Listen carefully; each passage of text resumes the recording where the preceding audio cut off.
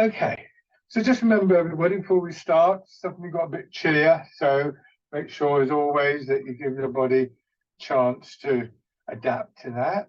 It usually seems to take a few days, especially when we've had sort of some unseasonable colder weather. So pay particular attention to your posture, because there is this aspect of the posture that provides, shall we say, a certain amount of space in the body. Cold will tend to make you draw in and contract or sort of tighten up, whereas the posture we're looking for is a little bit more open. Feet hip width apart, weight a little bit forwards, hips just sinking back, soften your knees. The feeling of releasing downwards, as though your pelvis were hanging from your spine. And just seeing if you can get a sense for how your body's being supported, obviously by your legs, but in particular, something to note is that your skeleton is there to support you. So we don't need this kind of hard shell that sometimes it feels as though we're carrying. And then with your attention principally here in the center of your body, just turning, letting your arms follow the movement, and just turning as far as you're comfortable in your hips. It doesn't need to be a big movement. Even if we were concerned with moving the arms a certain distance, which we're not at the moment, but you know, if we wanted them, say, to go to a particular point, our first point of reference for that, the first thing that we would look to do would be to make sure that our weight was correct, and the weight here is 50% in each leg, so there's no particular movement of the weight. And then it would be to think about the center of the body like this.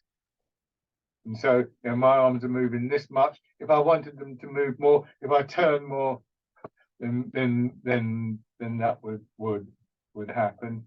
And we can begin to trace the patterns of movement in muscles and the soft tissue of the body, up our backs and sides, maybe in the front of the body as well, gradually connecting with our shoulders. Don't worry about exactly what, you know, it's not a question of what's correct or incorrect at this point. Just noting that when we move in the hips, when we move in our waist, there is a response in the upper part of our body. Mostly that will be in our back. There will be responses in the front of your body, but the front of your body will hang slightly from your back, and so in a sense, the patterns of movement there are going to be a reflection of what's happening in our back, itself a reflection of what's happening in the hips and waist. And later you'll see that also our arms will have an effect on what's happening within the body. And just realize that, you know, these movements tend to be two-way. I'm describing them in a kind of linear fashion, but particularly when we come to an awareness of what's happening in the front and the sides. To start off with, we notice that because we've done something with our arms. So you may notice, for instance, as your arms swing round, certain parts of your front and your sides contracting, other parts expanding. But as you get more used to these movements, and as we learn to focus our intent on some of those patterns of movement, that position can be kind of reversed a bit, that rather than, say, an expansion in your belly being produced because of a certain action with your arms, we have the intent to expand in the belly in one way or another, through an image, or maybe through the breath, or just through a simple instruction. And so that can begin to initiate the movement. So if we change what we're doing with the arms, just hold your arms out. At this point, just a little below your shoulders. Get a sense for what's happening in the sides of your body as you do this. And then just lower your arms down a little bit. Feel any difference? Raise them up a little bit. Again, no particular height, no particular position. Just noting that when you change the position of your arms, what's happening in your upper body also very subtly changes. You could, if you lift your arms right up, with the change in your shoulders and so on and so forth. And really what we're doing right now is just noting those things. Again, we're not trying to do something correct or in a particular way. That comes later. But just training our attention to make note of the positionings, the patterns, and that there are patterns and there are changes that we can begin to recognize.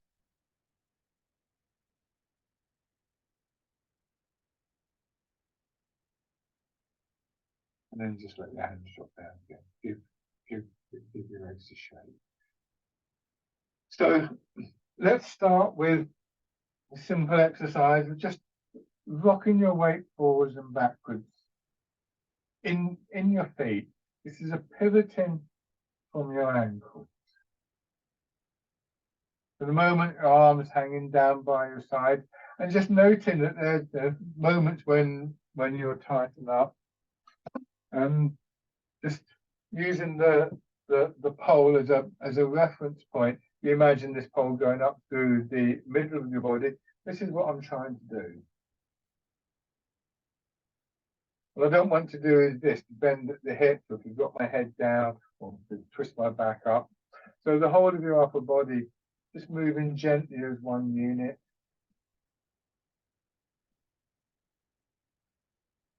Imagine you're doing this in water, so there's a little bit of resistance. Moving roughly from the ball of your foot to the front part of your heel. Also noting as much as possible, again, I'll show you with the pole, that at a certain point in this movement, you're back to the upright position there. The pole is upright, you see, coming out the crown of my head. And if I had a perfectly flat floor and if the end of the pole was perfectly flat, I could probably arrange it so that it would stay there. Obviously, it's quite difficult, but some kind of midpoint. So feeling how your body's responding to the pull of gravity. Hands turn palm forwards and still with the image of moving through water, so that you're not moving your arms, you're pulling your arms through. And as they swing down and slightly up and then back, dropping down and slightly up. Again, just see if you can detect changes. I feel it more in the lower part of my back and sides, but that doesn't mean that's necessarily where you're going to feel it. And it isn't necessarily going to be the same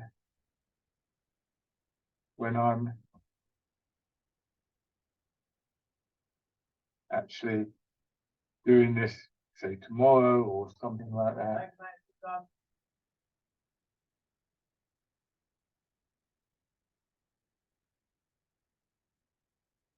Maybe a little bit of opening and closing in the shoulders. Breathing coming nice and relaxed.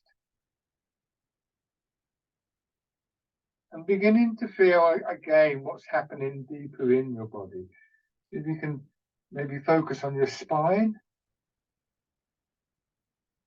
And again, if I were to use the pole, if you imagine the spine just floats forwards and backwards very gently with the movement. Once the spine starts moving, it will create a wave, a resonance of movement through your upper body. Those of you familiar with the exercise, this is something which is changeable. You do this regularly and you'll notice different things. And just feeling movement in your arms and your fingers.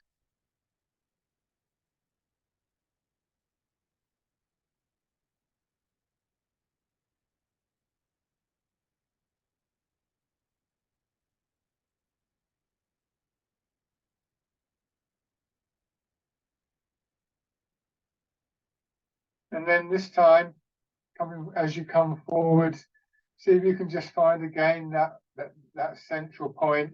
And as you get there, rather than going forward anymore, let the hips drop back and down. So now you change the horizontal movement to a vertical movement, and just feeling what's happening in this area as you sink down. A little bit of a change in the small of your back as your pelvis tucks under. Try not to force any movement. Just look to release any tightness, any stiffness that has built up. Bring your hands around as though you're cradling the ball and pushing up and pressing down. Trying to keep the image of moving through water. When we do that, our body begins to respond to the pressure that is supposedly there, and begins to move in a more connected way. So it kind of enhances these small changes within the body.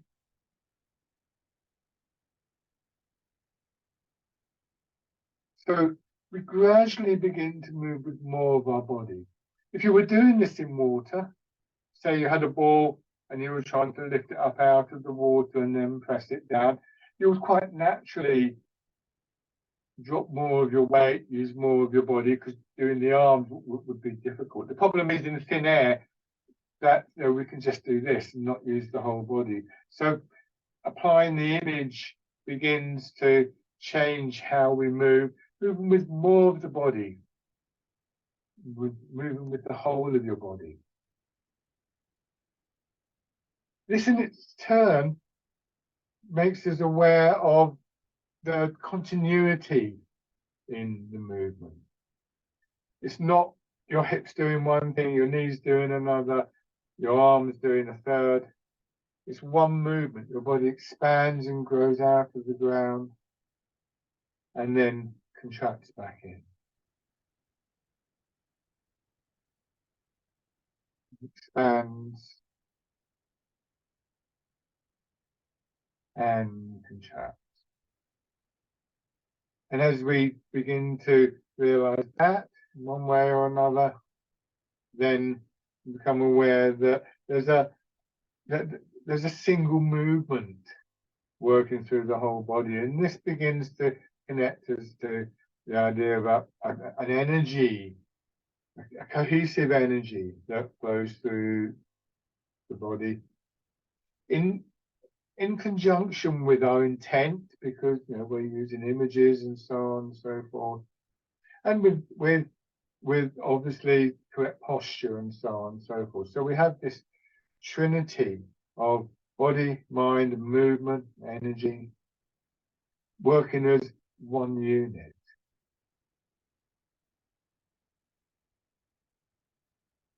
So we start to feel a little bit more connected, a little bit more gathered in all of those areas. Now, turn your hands out.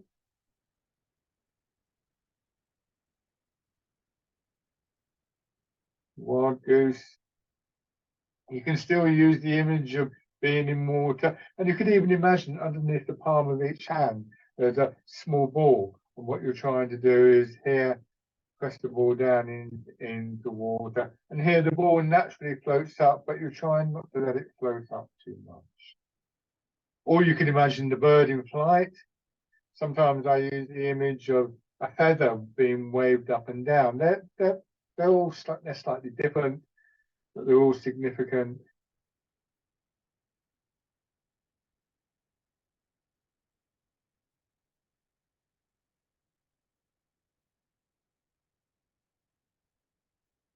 It's difficult to maintain the images. So this is where Tai Chi really works as a moving meditation. When you find that your attention has drifted off for one reason or another, regardless of where it's drifted to, it's just a very gentle drawing back in, rather than I must bring my attention back. And then parting the clouds.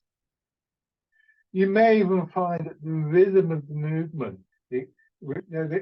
these movements follow a pattern of expansion and contraction. And so here, if you follow the movement of your fingertips, your attention will go out, but by maintaining the focus of attention on your fingertips, it gets drawn back in.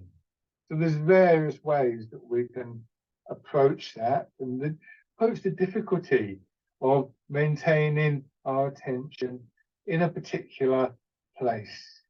Not hard concentration,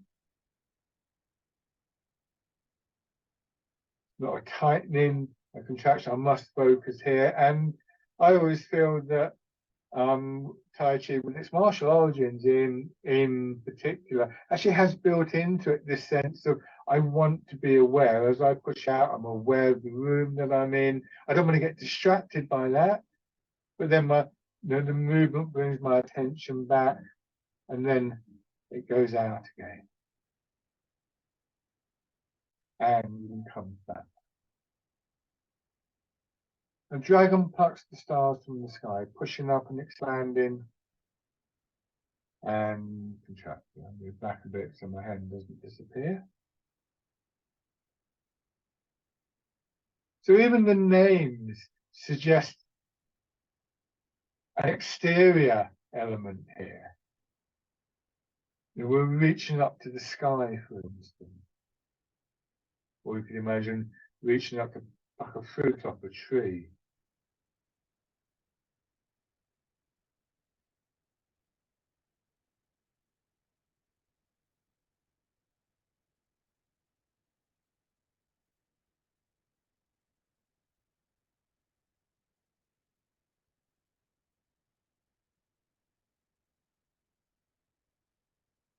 Eventually, we learn to maintain a focus of attention in different areas.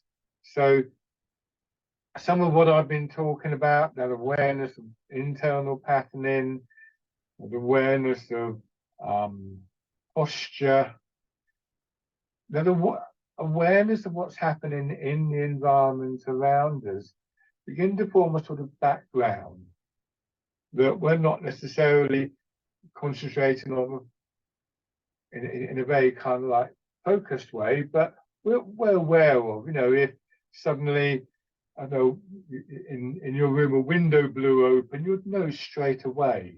Or if there was ringing at the doorbell, you'd notice, and so on and so forth.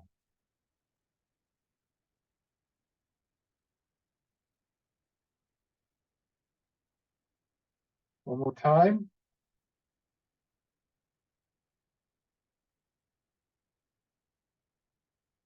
And then hands in front, by the side of your hips, coming round to the front. Do the first and the last of these. So, as an example of that idea of there being different, if you like, levels of awareness, I'm aware that at the moment I'm fine doing this exercise. My hands are going straight up and straight out, and they're staying slightly in front of my body. But I'm also aware that I've got a wall behind me. I'm not thinking about the wall. I'm not thinking, oh, I've got to do something about the wall or anything like that. It's just there. I can I have a sense of it. It's close to my back. I can see it in the image on the screen. And so when I add the turning movement into this, what's quite likely to happen is that I do this and I bump my elbow into the wall. It becomes quite natural for me just to take a little step forward to give myself a little bit more room. If you go to a class, for instance, you might find that you're aware of the people around you, and that in some exercises you may shift slightly so that everybody has a little bit more space.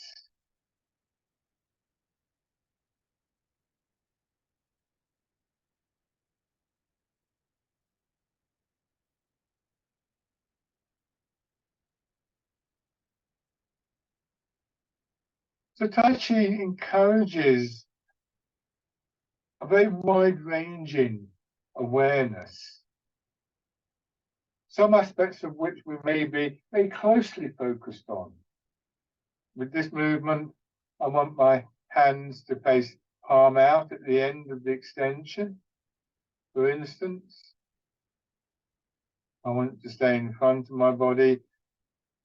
At the same time, I'm aware of the feeling in my hips, with the hips dropping back.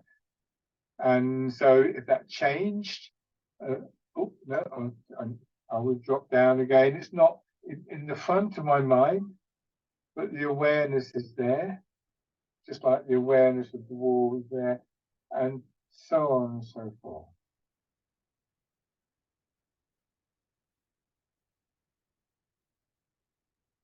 Aware too that, you know, as I said at the beginning, it's a little bit chilly, isn't it? I wouldn't expect to have necessarily the same range of movement in, say, my hips or my back as I would do if it was a very warm day. So aware of those points where if I go any further here, I'm going to start to strain in my body.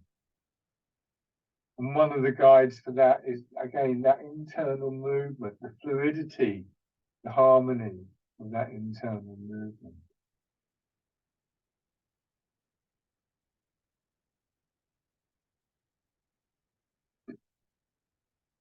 Overall, our attention begins to focus in our bodies and the surrounding environment, generating a much deeper sense of calmness, stillness.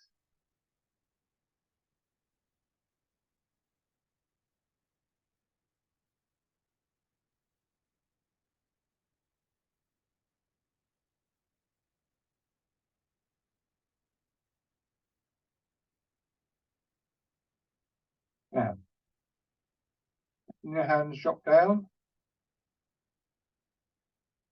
and then pushing out.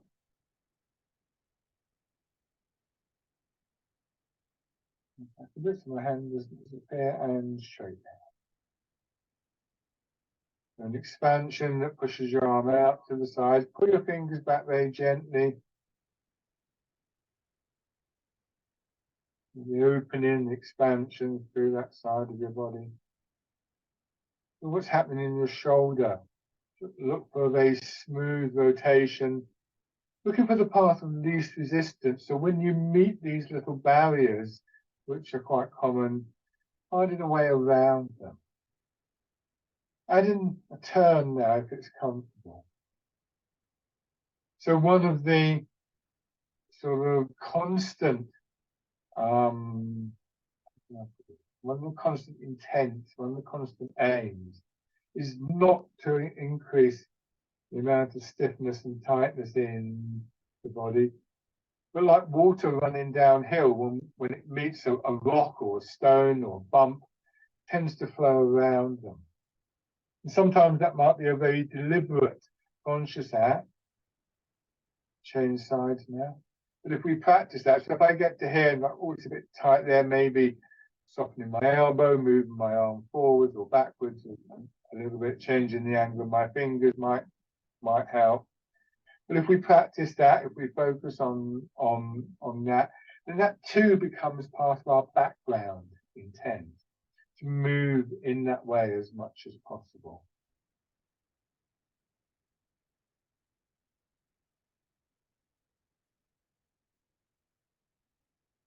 This time, adding the turn.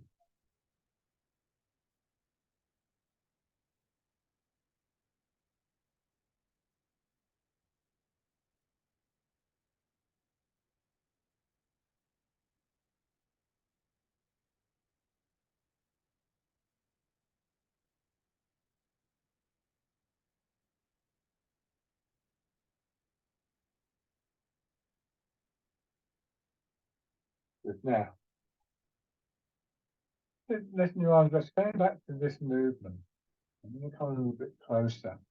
So as I do this, I'm looking for my pelvis to have the feeling remaining level. And if I bring the pole back here. You see, hopefully, that sliding down the pole remains level. So I'm trying not to do this or anything like that. So it's like I'm actually able to slide up and down the pole. So this is what we've been doing so far. Either sinking down and pushing up or just maintaining the position. We're going to change that now very carefully with knees and back as always. So what I'm going to do now is as I sink down, I push my hips back. And then I let them drop down and I come back, I come back down to this. Sorry, the pole wobbled around then and I push up. So I come back to the upright position by allowing my hips to drop down. So the pole is moving around. I can't really stop that, but you get the idea. I move out of that alignment with the center line, but I keep it in position there, and I move my hips back, and to counterbalance that, my shoulders and my head go forwards. If that didn't happen, as I sink down, I just push my hips back, I'm going to fall over very, very quickly.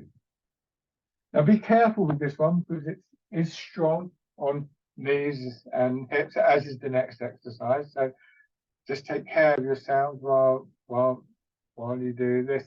This time as you push up, listen your arms follow the movement.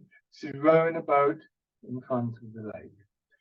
At this point, don't go mad with the arms, just let your hips drop back, come to the upright position, and only then do you move back up again. So 1, 2, 3, you push up. 3 stages, they're quite distinct really. This is rowing a boat in the middle of the lake. I'm trying to do this quite big so that you can see what I'm doing, but that's not meant to be a challenge. I'm very aware that I'm not going as big as sometimes I do. And so I'm moving as much as possible in accordance with how much the space within my body allows me to move.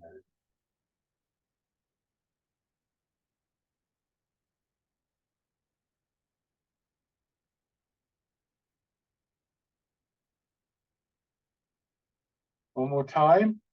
Same idea with the next movement called polishing the table. I sit back, I turn horizontally, and then push the hip back. So both of these movements and the previous 2, which I'll come back to in a moment, give us an indication of the significance of the center part of our body, the area between hips and waist. When it tilts, changes the angle of my upper body. When the turn is horizontal, it changes the direction of my upper body, including my arms.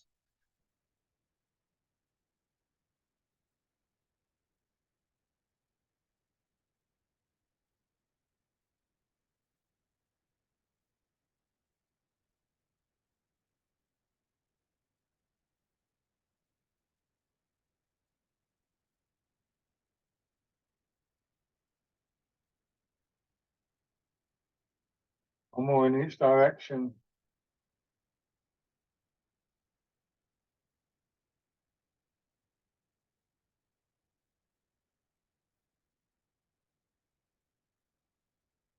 And let your hands. Give your legs a little shake. So one of the areas that we increasingly focus on and that we learn to bring our attention back to is this area between hips and waist, and of course from there down into the ground. We literally move with a sense of being centered from our physical center. And again, like with everything else in Tai Chi, we're training body and mind, and the sort of, if you think of the nervous system and the brain almost acting as a kind of intermediary between body and mind. Probably not the only one, but certainly one of the significant ones. Then you begin to understand how in the course of time we increasingly are aware of these things.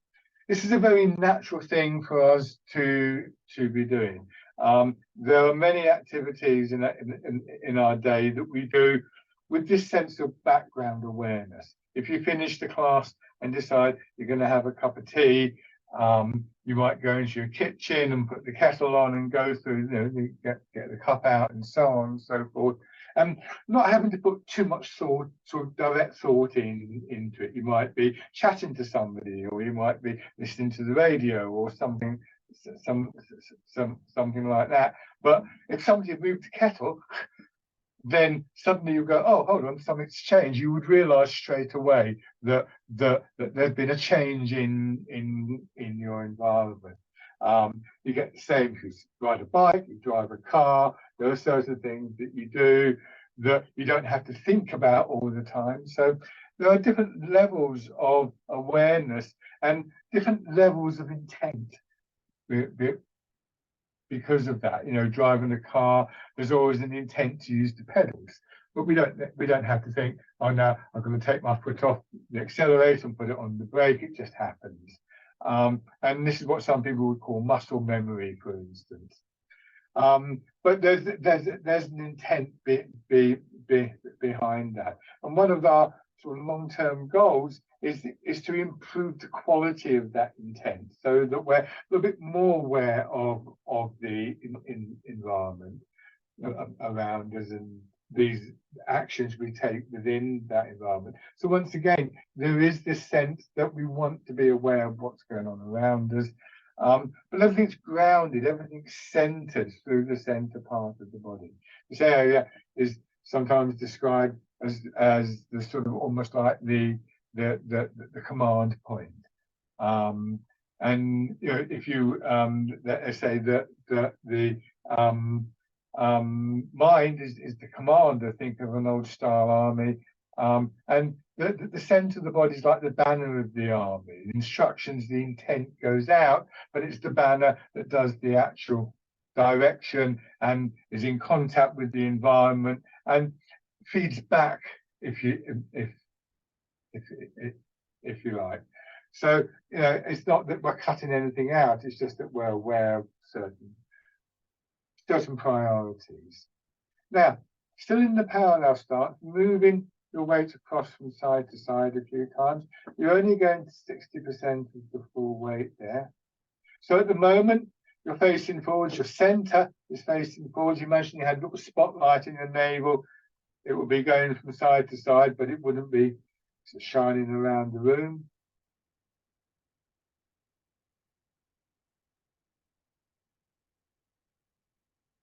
You're sinking down in each leg. I exaggerate, you sink down, and therefore there's going to be a push up. But actually, rather than going up, what we want to do is to go across. But the sinking down initiates the movement that begins to push us up. We yield to the pull of gravity. So it's important to have that sense of posture. Again, if I do this with the pole,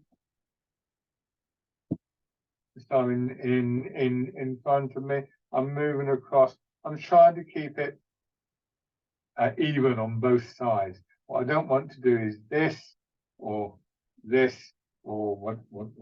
whatever. So that gives us the basic movement. Now, go across into your left foot, on the left side of your body, rest there, push your right knee forwards so your heel comes off the ground, and you'll find more of your weight goes into the left. And because now you're very centered over the left foot, you can turn just a little bit, turn back, put the right heel down with a slightly wider stance there, go across, push your knee forwards and turn.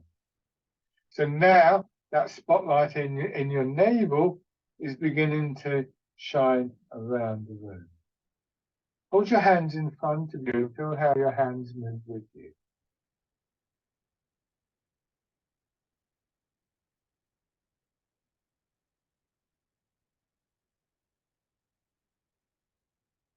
So those of you very familiar with movements like this, you'll know that there are various movements that I could be doing for this. We're going to do the movement hitting the ball in front of the shoulder. I think there's a very clear image there. So the first thing we want to do is to move our ways across, then we turn, and then look for an expansion on this side. Well, remember, there's a push up from there. So there's an upward movement that we've experienced already, and that pushes your hand up.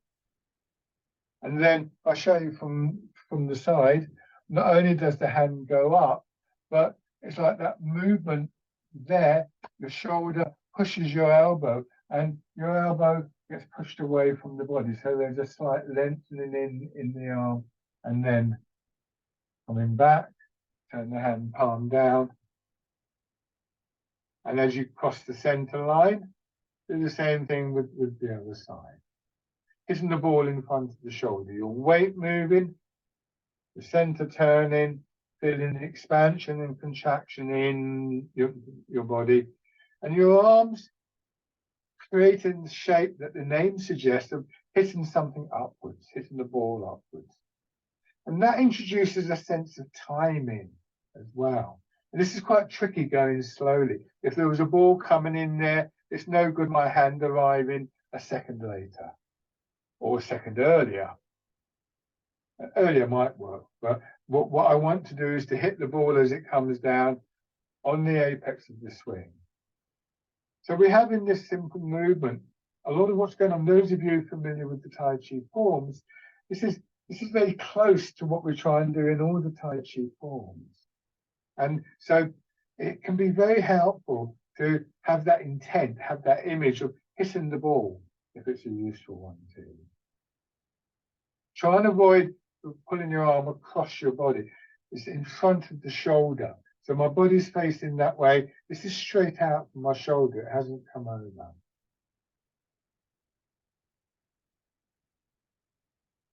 So again, all of these things, we're gradually building up the complexity of this. But we're trying to do it without losing anything that's gone before. We're still rooting down. We've still got that sense of space within the body. Still aware of movement in our back and our spine. Not thinking about them anymore. We've done that already in this session. They're just there. So that if I went to do this and suddenly, oh, there was a knot there, I'd know to change what I'm doing or something like that. Or if I wanted to change something with my arm and my hand, I might be able to begin to think, right, so I change what's happening in my hips or something. So with experience, this awareness really does help to guide the intent, and the intent guides the physical movement.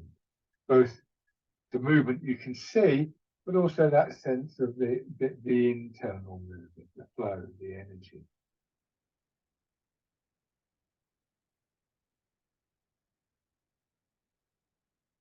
We get glimpses of these things. They come and they go, but remember, there's an external and an internal element here.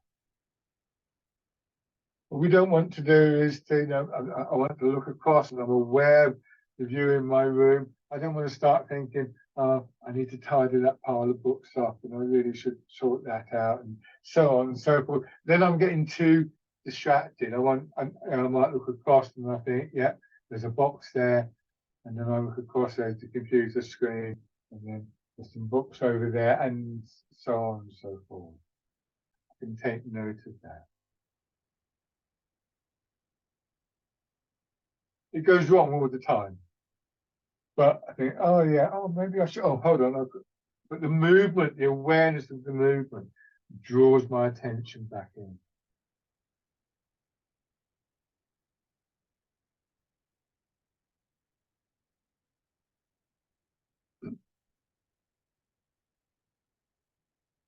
Good. Shake out. There's a very lovely poem which is available on YouTube. So those of you watching on YouTube, you're in the best place to find it. By Allen Ginsberg, the American beat poet. It's called In My Kitchen. And it's a description of him doing Tai Chi in his kitchen. And getting distracted all the time. And this is the truth of the matter, that actually I think nobody would ever go through these movements for longer than a few moments with full attention. It's very difficult to do that. And it can be quite a strain to do that. So I've got to pay attention, I've got to pay attention. It's not going to work like that. But the movement itself is like a magnet, and our bodies are like a magnet, not letting our minds escape too much, hopefully. So that's In My Kitchen by Allen Ginsberg. Look it up after the session. Now, change your stance. Have 1 foot forward, maintaining the width of your step, a length of step that allows a distinction between front and back, moving your weight forwards and backwards to about 60% of your weight in your front leg when you go forward. So it's 60%, 40% in the back. When you go back, it's more the other way around. So 70% in the back, 30% in the front. You can get a little bit more weight into your back usually because that back foot's turned out, and that's just opened up the hip joint a little bit.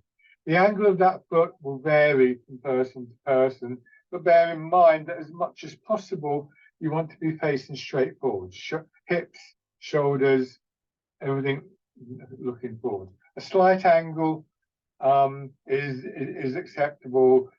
Ideally, we would want to avoid even that, but I'm not going to go into details of how to correct that at the moment.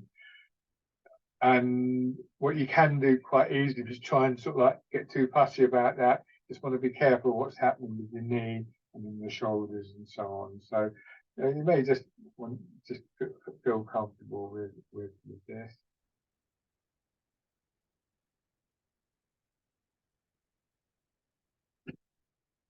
Again, as much as possible, maintaining the height of your hips and your shoulders, but you may find that you're going down and up slightly.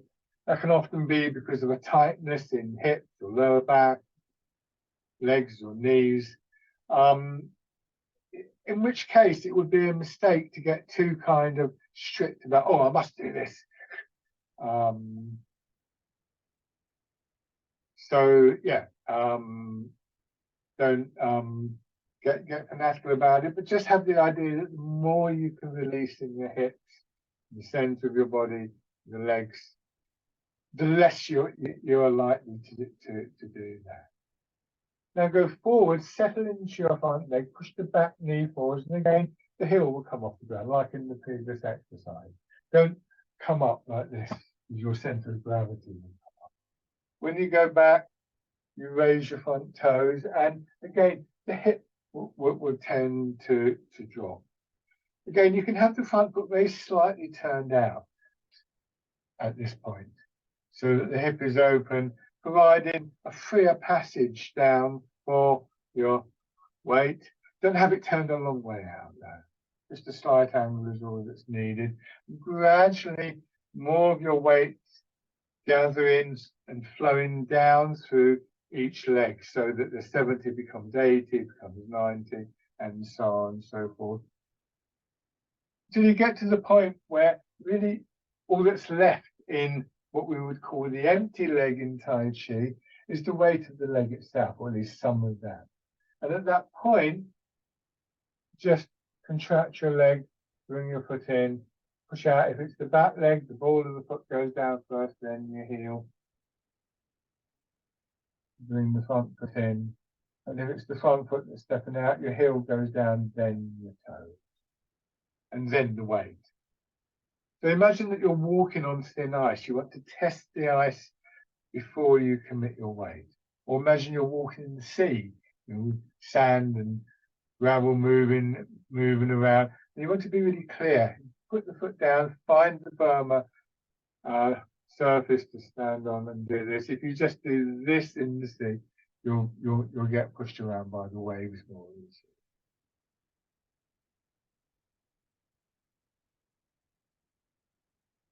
Try that on the other side. So let's start off with what we would call in Tai Chi the fixed step movement. Fixed step because feet aren't moving, whereas it's self-explanatory.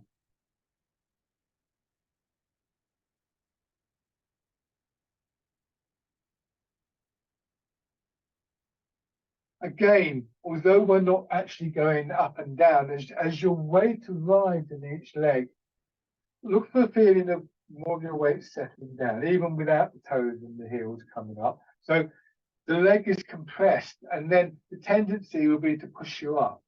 But in fact, we direct that movement through the center of the body forwards and backwards. Imagine what it would be like if you were doing this on a trampoline or a bouncy castle. Gravity would pull you down and would give you the impetus for the bounce back up. Except, as I said, we don't want to go up. Raising your toes and your heel. So just rest there for a moment, and sometimes you can just feel this sort of almost like a surge. Again, if you're in the sea, especially on a calm day, you can feel the swell of the water. There may not be any waves, but you can feel it kind of trying to pick you up. If you're on a trampoline or bouncy castle, sometimes you can just pick up the moment before you actually get physically pushed up. You can feel the pressure in the soles of your feet. Stepping in. Give yourself time to feel that. It's going to become significant in a few moments with one of the exercises that we'll be doing.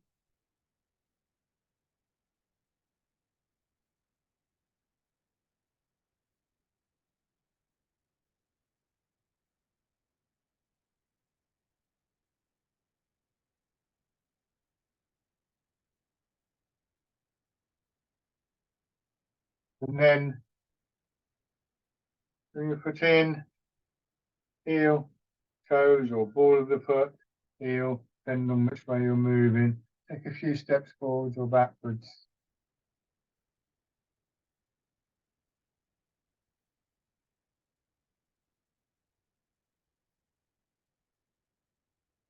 And then in the other direction, remember sinking down, yielding to the pull of gravity. Because it's almost like bouncing a ball. You don't get any upward expansion, any upward movement until you drop the ball. So it's releasing feeling in hips and lower back that allows your weight to drop. Really the thing that is going to sort of initiate other movements. Okay. Have your right foot forwards. Start with your weight in your back foot, arms down by your sides. Moving forward, but if you're in water, your hands will be left behind. And then you sink into the front leg, and that helps to move your arms. So going back to this fisherman castanet, and if you think about this, obviously your weight moving is pulling on your arms. So there's a certain energy, a certain momentum that begins to build up, but also the sinking down helps to just push your arms up a little bit. Not a long way.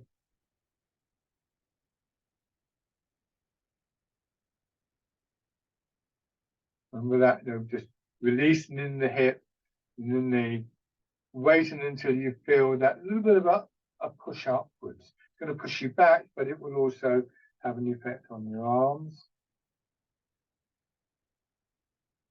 So fisherman castanet. This time you go forward, as your arms start to get pushed up, turn to your left.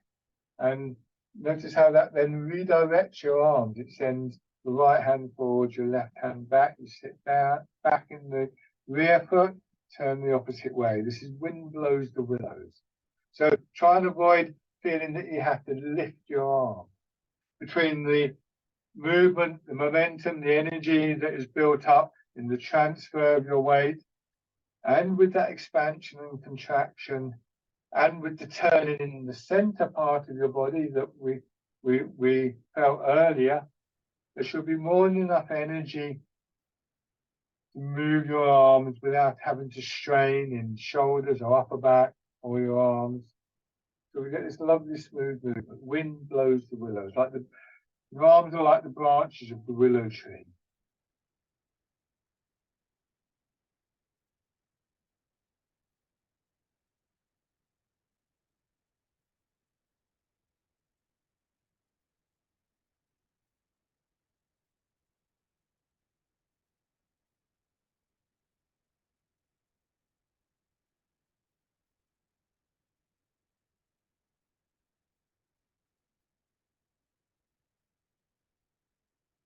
expanding,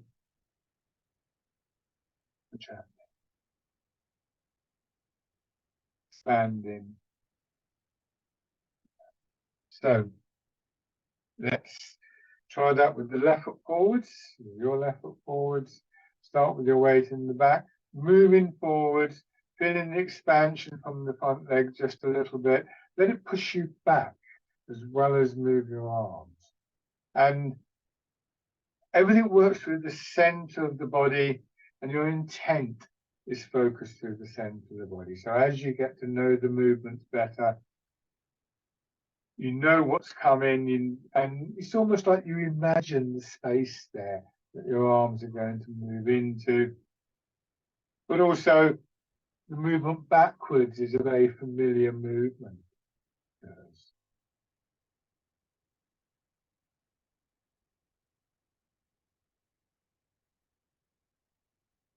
Fisherman casting there.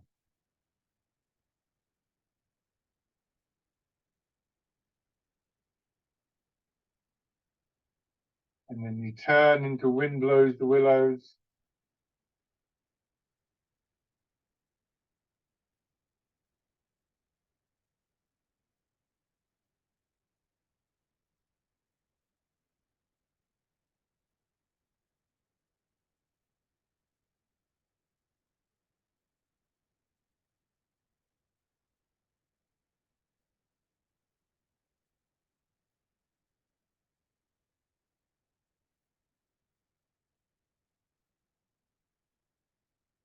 And then bringing in the step in again, either forwards or backwards, depending on where you've got room. I'm going forwards, and let's just open my front foot a little bit as before. I get forwards, I let my back heel come up, I bring my foot in, I rest on the front leg, and then I step forwards, do the same thing here, foot a little bit turned out to here. And then it may be, if I'm feeling stable enough and I can maintain my posture while I'm doing it, bringing the legs into the movement.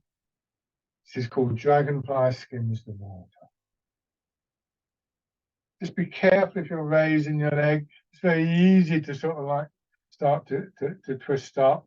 So if you're not comfortable with that, then just leave the toes lightly on the floor. I'm going to change direction. Dragonfly skims the water. Hips dropping back. Soften your knees. Not overextending your arms. They're guided, remember, by the expansion you feel through your upper body. No further than that, not straining. And bring your feet parallel. Shake out. Good. Rubbing your hands together. Tapping over your face.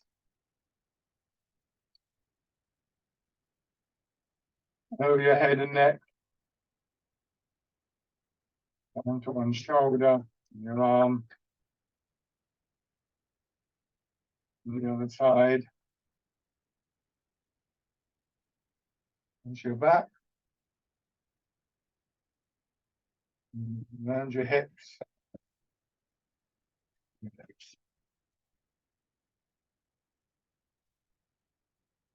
Light on your belly. Onto the upper part of the chest. So our starting point was the simple parallel posture. And we're going to come back to that. And everything that represents in terms of, as we start to think about how we're standing, and we get our feet in the right position, we drop our hips back, realize that we're also helping this process of drawing our attention inwards, generating that calmer quality.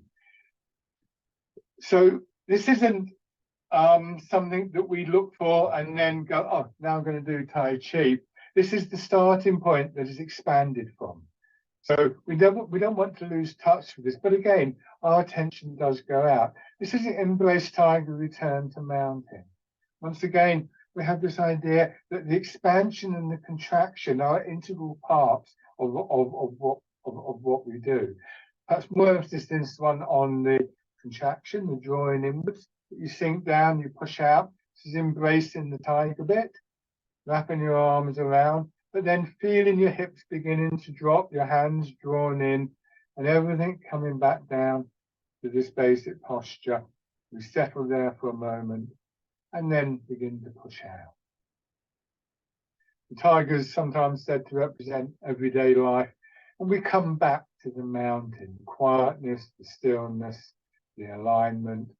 And we learn to do that as a regular thing, as something that is quite natural for us to do, as much as it is natural to take an in-breath after breathing out. So that we gradually begin to regularly make this connection to certainly the better posture, but also the quietness, the stillness. So this is a benefit to mind and body. So it's worth just reflecting on what it is that draws you back. I mentioned the hips sinking down. It might be the image of the mountain or some other bodily sensation. But, just think, if you later today, if you end up, getting annoyed at the radio or getting frustrated waiting to be served in the shop, or all these little things that affect us over the day, what would be most useful to you to think about? How could you, just for a moment, break that chain of annoyance or frustration and come back to this thing, this idea of the mountain? It's a very personal thing, of course.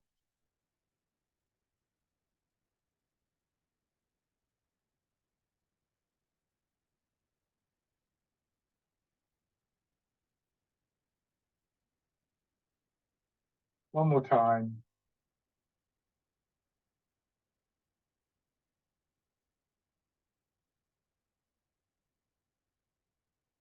Just stand and take a couple of slow, gentle breaths.